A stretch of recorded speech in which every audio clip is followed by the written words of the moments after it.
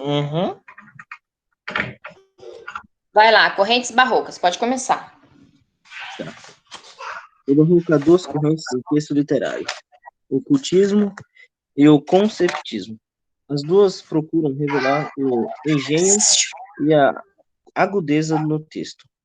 A agudeza é a revelação de uma inteligência perspicaz, que, de modo engenhoso, criativo, consegue controlar relações inusitadas entre palavras e ideias que, na língua habitual ou no raciocínio lógico, Ei! normalmente não seriam aproximadas. O objetivo, além de exprimir um estado de alma ou transmitir uma mensagem, é obter o prazer, o prazer estético, explorando o aspecto lúdico no uso da linguagem.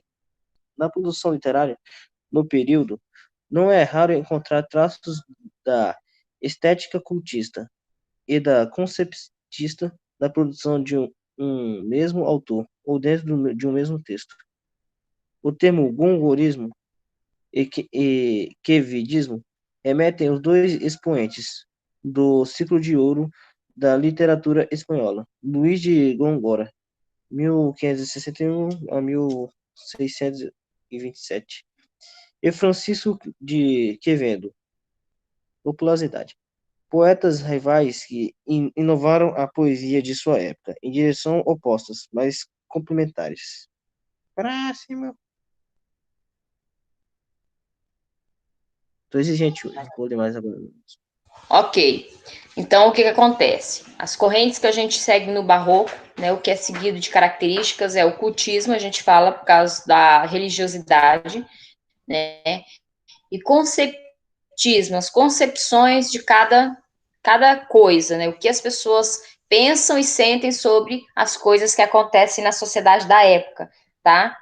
Então, assim, essas são as duas linhas a serem seguidas: o cultismo, que é a religiosidade, e o que se pensa em relação a essa religiosidade e ao realismo de que acontece nesse tempo, né? Então, o objetivo seria exprimir o estado da alma e transmitir uma mensagem, né? Seria o prazer estético, por isso que eles têm aquela exuberância toda, né? Aquela disposição de dentro das igrejas, a necessidade de mostrar, né? Então, assim, a perfeição como característica principal, tá? Então, essa daí é a característica do barroco dentro da literatura, tá? No período barroco, que viveu tanto arte quanto literatura. Aí, os grandes artistas que se destacam na literatura aí é Luiz, isso aí na literatura espanhola, tá? Luiz Góngora e Francisco de Quevedo, certo? Depois o cultismo e o gongorrismo. Quem vai? Vitória Ferrari, Paloma.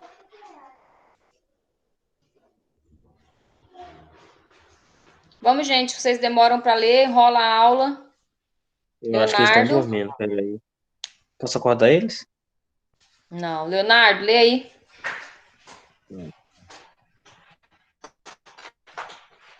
Prof, você quer que eu leio? Pode ler. Prof, é no cultismo ou gongorismo? Isso. Tá. Muito frequente em textos poéticos barrocos, o cultismo caracteriza-se pela elaboração rebuscada do discurso, a busca por um refinamento extremo no uso da linguagem. É usado para causar emoções e sensações diferentes nos leitores. Para isso, os poetas criam jogos de palavras, explorando diferentes significados por meio de trocadilhos, sinônimia, antonímia, perifrase e etc. Jogo de imagem, usando figuras de linguagem como metáforas, comparações, hipérboles. Jogo de construção, por meio de elaborada construção sintática ou uso recorrente do hiperbato. Hiperbato. Pode ler essa morte de F aí. A morte de F. Lê para mim.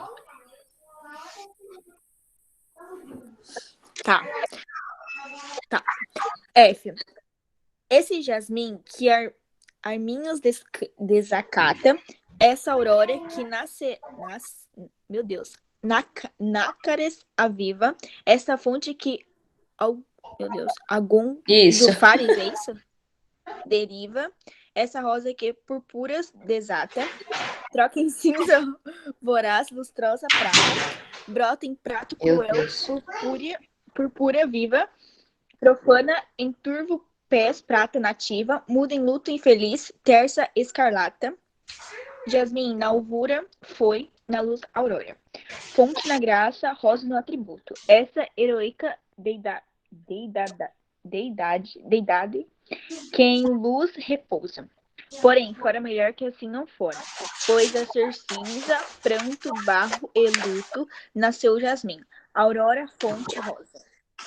Então, as características dos poemas do cultismo. Então, jogo de palavras, explorando diferentes significados por meio de simonias, trocadilhos, antomínia, tá? Jogos de imagem, né? Isso faz com que, conforme você vai fazendo a leitura do texto, você vai imaginando o que está acontecendo através de metáforas, comparações e hipérboles. E jogo de construção, né? Por meio de elaborada construção sinática, o uso do hipérbole, tá? Então, assim, é interessante dizer que existe a comparação, o jogo da imagem, tá?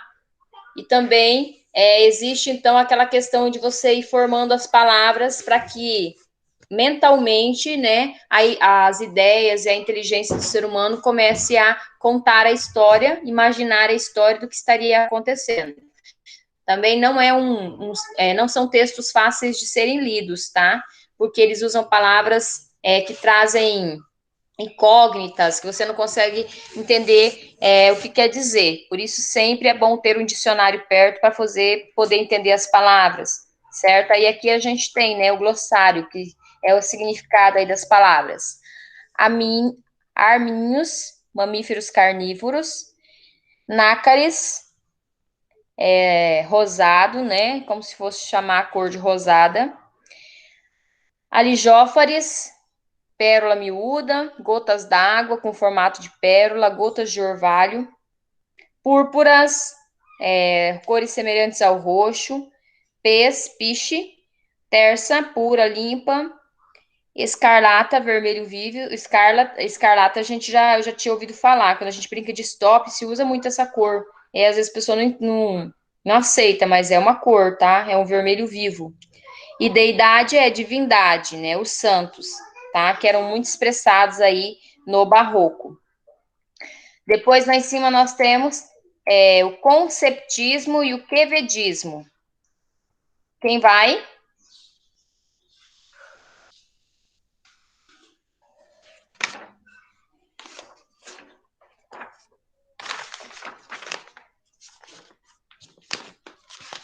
Quem vai? Quem vai?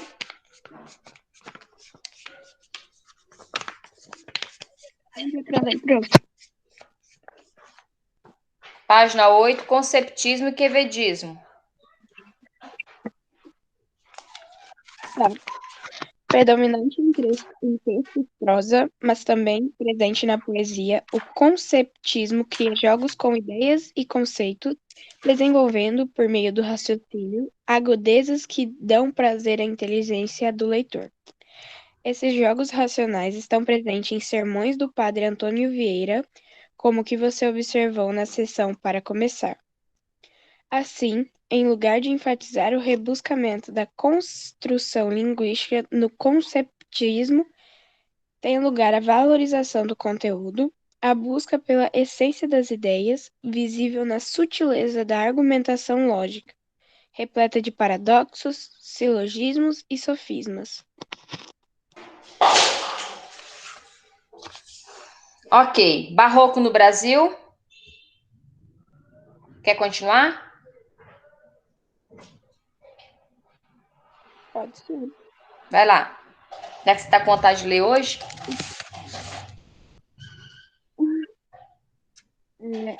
O crítico literário Antônio Cândido, em Formação da Literatura Brasileira, afirma que, para existir uma literatura nacional, são necessários escritores que produzem com regularidade possibilidade de publicação desses escritos, assim como a de circulação de obras literárias, além de um público capaz de ler e apreender as obras produzidas.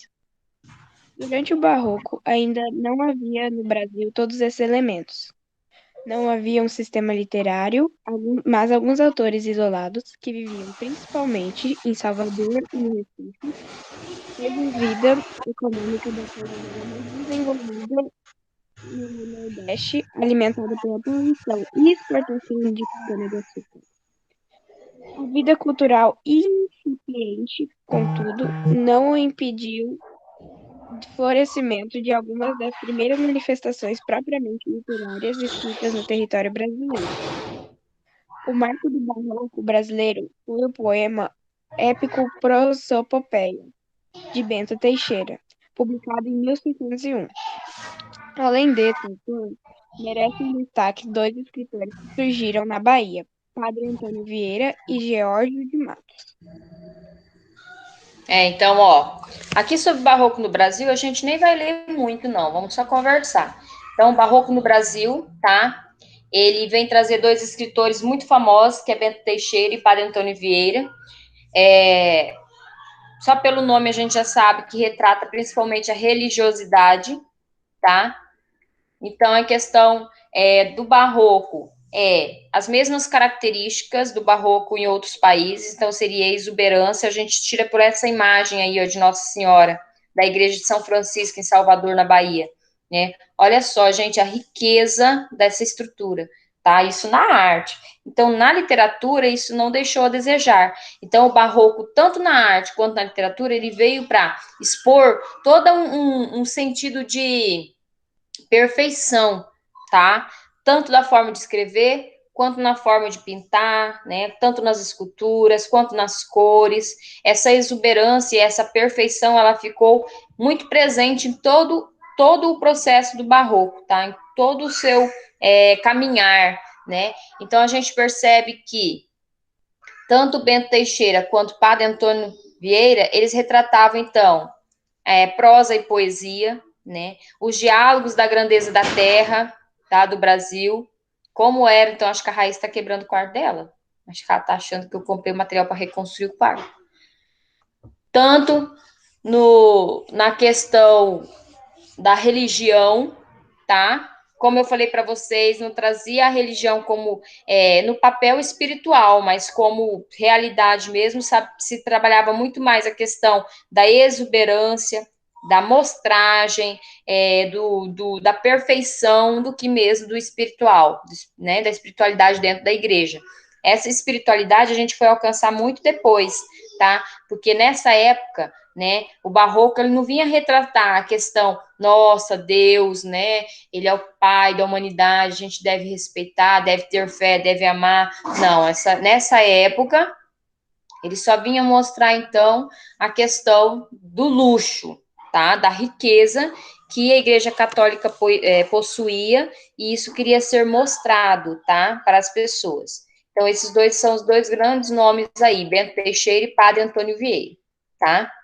Aí nós vamos ter o sermão, que não é preciso a gente ler, isso aqui é tudo dentro de vocês. E já vem as atividades, certo? Vamos começar aí? Aqui tem um pequeno texto, eu vou ler para vocês.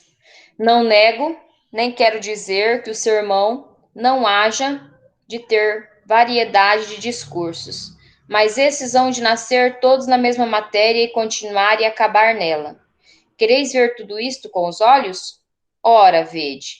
Uma árvore tem raízes, tem tronco, tem ramos, tem folhas, tem varas, tem flores, tem frutos. Assim há de ser o sermão. Há de ter raízes fortes e sólidas, porque há de ser fundado no Evangelho. Há de ter um tronco, porque há de ter um só assunto e tratar de uma só matéria. Deste tronco hão de nascer diversos ramos, que são os diversos discursos, mas nascidos da mesma matéria e continuados nela. Estes ramos não hão de ser secos, senão cobertos de folhas, porque os discursos hão de ser vestidos e ornados de palavras, há de ter esta árvore varas, que são a repreensão, que é o fruto do fim do que se há de ordenar no sermão, de maneira que há de haver frutos, há de haver flores, há de haver varas, há de haver folhas, há de haver ramos, mas tudo nascido e fundado em um só tronco, que é só matéria, que é uma só matéria. Se tudo são troncos, não é sermão, é madeira. Se tudo são ramos, não é sermão, são maravilhas. Se tudo são folhas, não é sermão, são versas. Se tudo são varas, não é sermão, é feixe. Se tudo são flores, não é sermão, é ramalhete. Serem tudo frutos, não pode ser, porque não há fruto sem árvore. Assim que nesta árvore há que podemos chamar de árvore da vida. Há de haver o proveitoso do fruto, o formoso das flores, o rigoroso das varas, o vestido das folhas, o estendido dos ramos, mas tudo isto nascido e formado de um só tronco, e das folhas, eu repeti, esse não, levantando no ar, senão fundado nas raízes do evangelho. Seminário e sêmen. Eis aqui como hão de ser sermões, eis aqui como não são, e assim não é muito que se não faça fruto com eles. O que ele quis dizer, né, nesse texto? Que a vida é como um sermão, né? Quando a gente vive, a gente passa por momentos bons, momentos ruins, né? A gente passa por flores, folhas, frutos, né? E ninguém vive uma vida toda de felicidade, ninguém vive uma vida toda de tristeza, né? Tudo vai passando conforme o tempo da sua vida. E isso está escrito. Então, tudo isso só tem uma matéria. Essa matéria é Deus, né? Então, seria o foco aí. Então, de tudo, né, que nos levaria a viver essa vida, porque a criação veio de Deus, segundo, então, a religião e segundo o barroco, tá? Então, tudo é Deus, e a gente vai passando pelas dificuldades, pelas alegrias, né, e tudo pela vontade de Deus, tá? Vieira compara a estrutura do sermão como de uma árvore. Explique como ele fez essa comparação. Então, ele vai falar lá do tronco, dos ramos, das raízes, das folhas, dos frutos, tá? E você pode explicar isso com as suas palavras. Eu vou colocar minha resposta lá no chat, né, para ajudar vocês. Deixa eu ir lá. Mas vocês podem estar respondendo isso aí com as palavras de vocês, tá? Vamos lá, página 11, a número 1. Deixa eu acender minha luz aqui, tá tão escuro aqui minha sala. Então, ó, então aí o que vocês vão responder deve ser similar à árvore, como a árvore se constitui. Então, assim como a árvore, vou colocar aqui, vírgula. O sermão deve ter raízes fortes.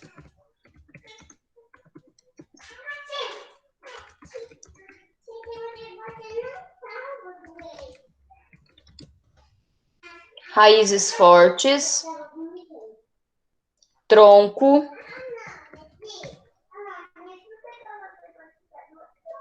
Para tratar somente de um assunto.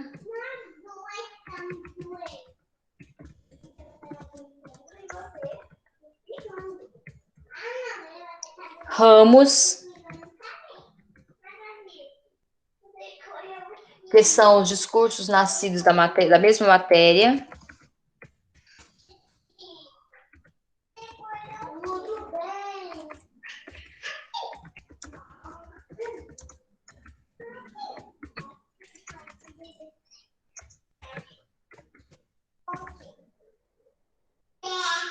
Folhas, que são as palavras que enfeitam.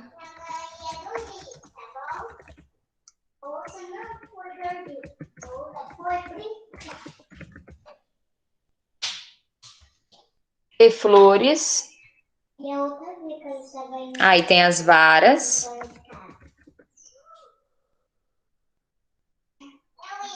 para a condenação dos vícios.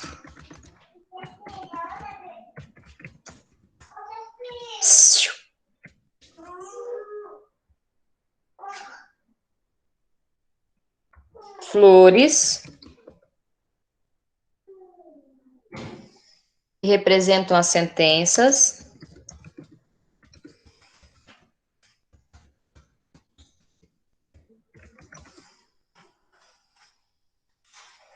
E os frutos, que são a finalidade do sermão. Somos nós, né?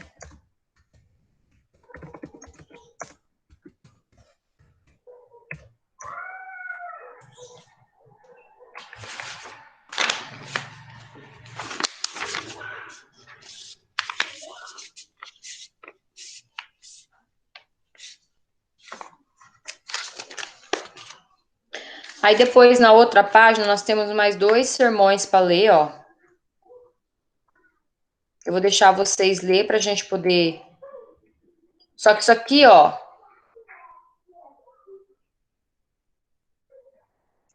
A gente vai responder... Depois vocês leem na casa de vocês, porque senão não vai dar tempo. Eu quero deixar corrigido isso aqui, tá?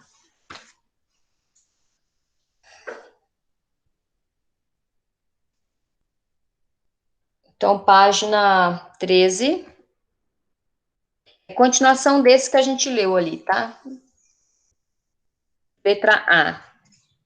O estilo conceptista adotado pelo padre Vieira consiste no uso de muitas metáforas. Qual é a metáfora utilizada pelo pregador sobre a linguagem a ser usada nos sermões? Em comparar palavras. Em comparar palavras com as estrelas do céu.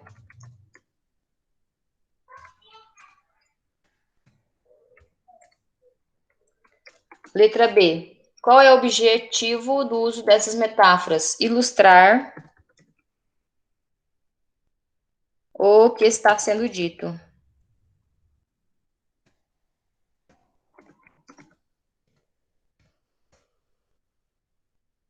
C. Qual é a constatação feita por Vieira a respeito das pregações de sua época? Constata o uso do cultismo nos sermões.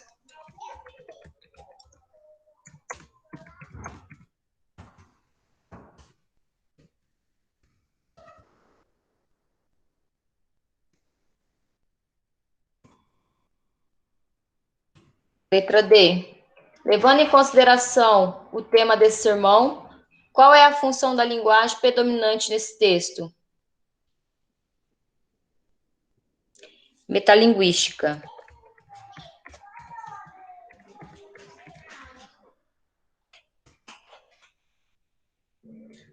Três. Vieira utiliza o estilo conceptista, da concepção, ou seja, aquilo que se pensa sobre as coisas. Então, ele trabalha as ideias, a fim de convencer o público das suas convicções. Será, porventura, o estilo que hoje se usa nos púlpitos? Um estilo tão empassado, um estilo tão dificultoso, um estilo tão afetado, um estilo tão encontrado a toda a arte e a toda a natureza? Boa razão também esta. O estilo há de ser muito fácil e muito natural. Qual é o objetivo dessas perguntas? Vamos lá. Trata-se de um recurso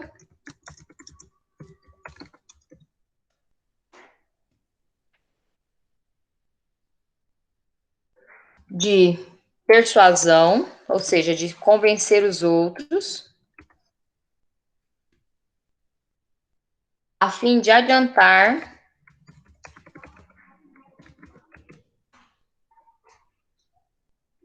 questionamentos.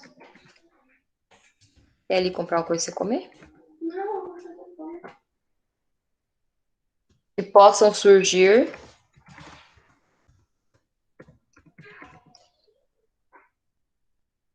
nos ouvintes. E responder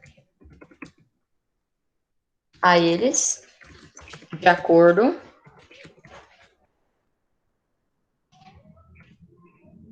com sua linha de raciocínio.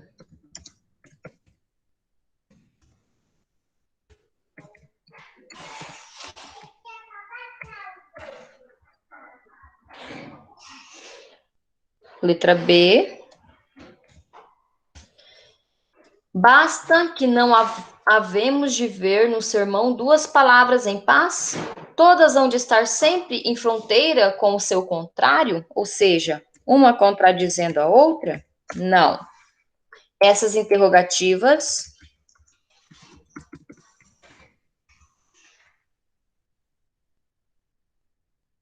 marcam um tom indignado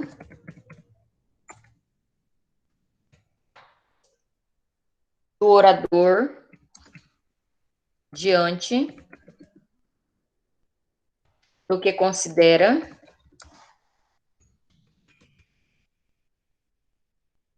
falha de estilo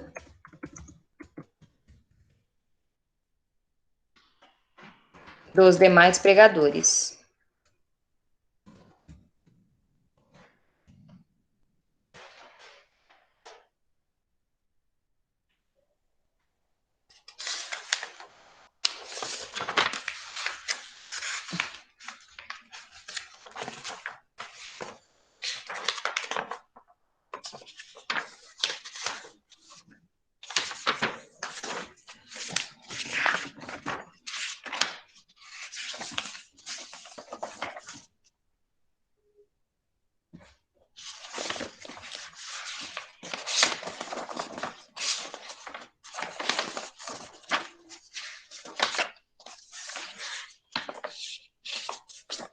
E aí, tá capotando o carro?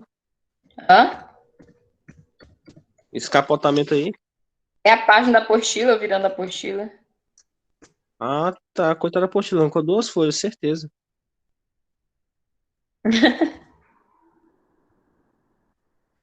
Vamos lá, de vestibular, então, tá aí no chat.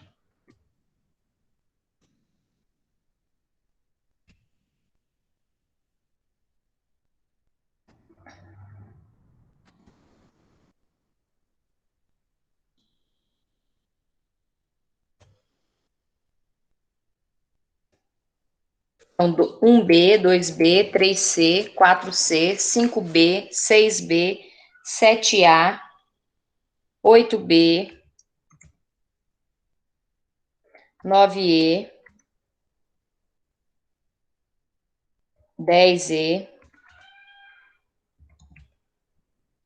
11B, 12, somatória 17, então seria 01 mais 16,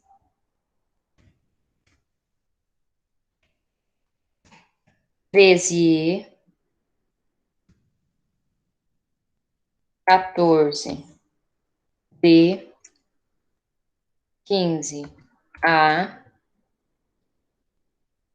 16 FF, VV,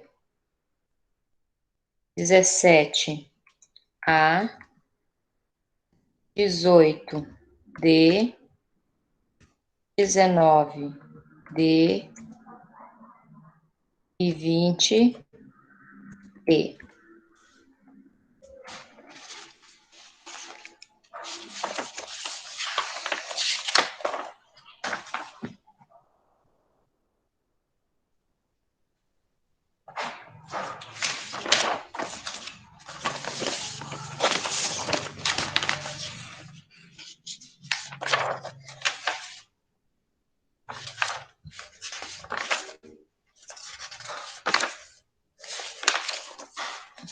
Olha só, como tarefa de casa, vocês vão finalizar a apostila, tá? Porque aí agora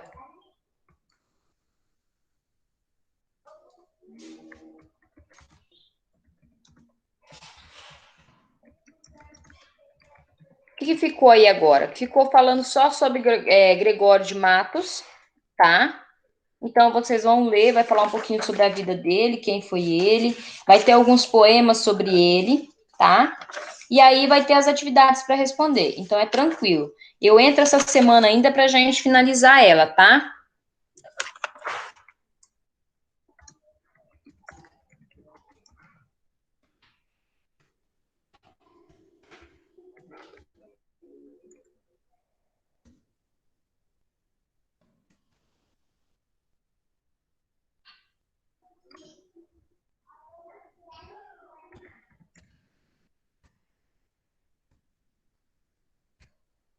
Então, vai da página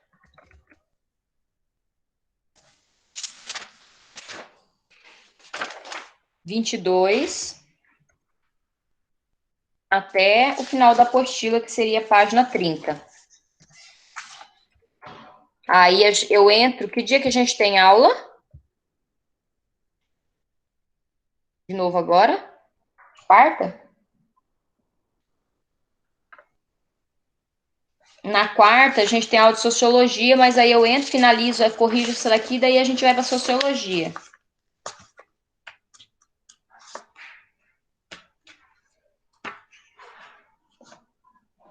E sociologia a gente não vai ficar fazendo leitura, eu vou só explicar o conteúdo. A gente vai falar sobre desigualdade social, que é um conteúdo do nosso dia a dia, e vamos falar sobre socialização, ou seja, o viver em sociedade. Então, eu vou só explicar e a gente já vai direto para as atividades também. A gente finaliza daí. Vou ver se eu troco a aula com alguém na quarta-feira. Acho que é quarta-feira que nós estamos juntos de novo. Quem finalizou aí? André entrando. Quem finalizou aí já pode estar saindo, tá? André entrou agora, né, André? Você estava fazendo exames, né? Professora, Oi. mas tem a terceira aula vaga na quarta-feira. Pois então eu vou usar ela, tá? Beleza. Que a Vamos minha trocar terceira comigo. aula eu tenho, se eu não me engano, é com o 8º ou com o 9º ano, mas eu já finalizei a apostila com eles. Beleza. Daí Tchau. a gente aproveita. Eu vou mandar para você aí, André, tá? Aí no chat as respostas e você tira um print, alguma coisa para você poder passar aí para sua apostila. Só dá uma atrás? Ah, é, tinha aquela atividade, né? Que Para você falou que eu isso. perdi, agora tô lembrado. Não, tem mais coisa aqui. Acho que é porque eu não salvei tudo. Foi até a 3 aí, né? Foi só até 3. Tá, deixa eu salvar o resto. Ela me chamou mais de ver. Foi geografia hoje? Hoje foi literatura. A gente tinha finalizado geografia. Ah, por isso que eu não tô lembrando da matéria de geografia. Literatura, tá?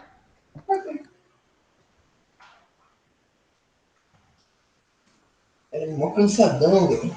Tem mais de 3 horas que eu já tô acordado.